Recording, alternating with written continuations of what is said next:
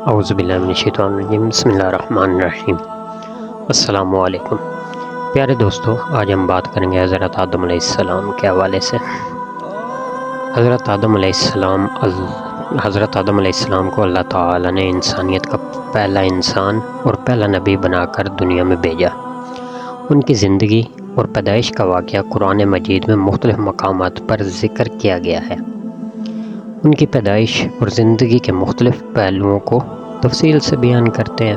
آئیے، اللہ تعالیٰ نے فرشتوں کو بتایا کہ وہ زمین پر ایک خلیفہ بنانے والے ہیں۔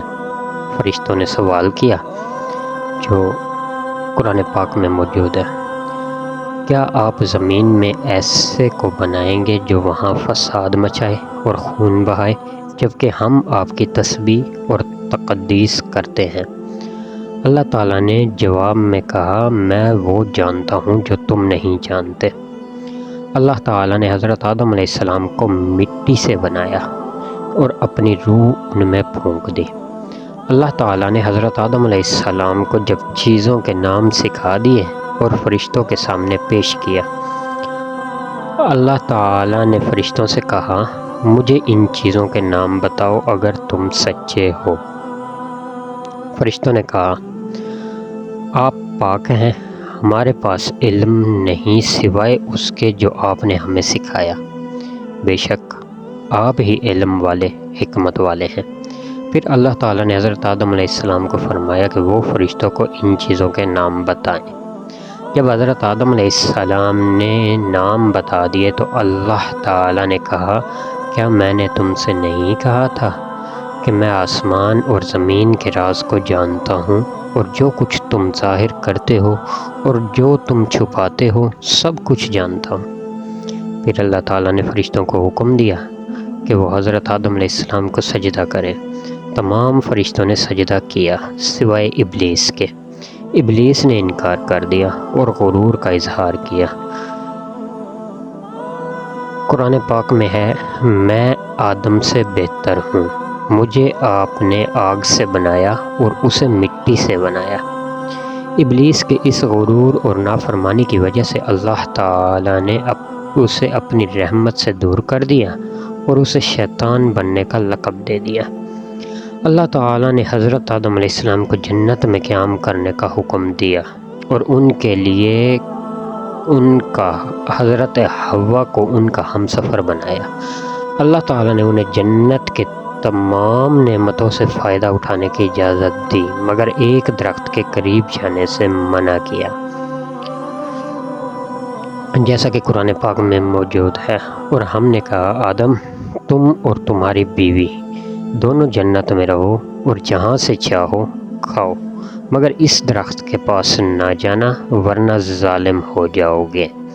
شیطان نے حضرت آدم علیہ السلام اور حضرت حوا کو دھوکہ دیا اور انہیں منع کیے گئے درخت کا پھل کھانے پر آمادہ کر دیا۔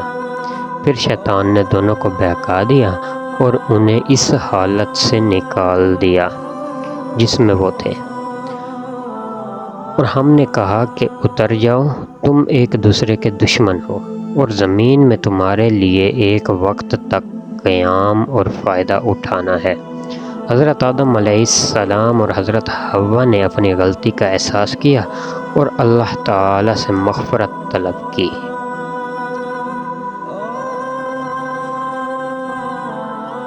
دونوں نے کہا، اے ہمارے رب، ہم نے اپنی جانوں پر ظلم کیا، اور اگر آپ نے ہمیں معاف نہ کیا اور ہم پر رحم نہ فرمایا تو ہم نقصان اٹھانے والوں میں سے ہو جائیں گے۔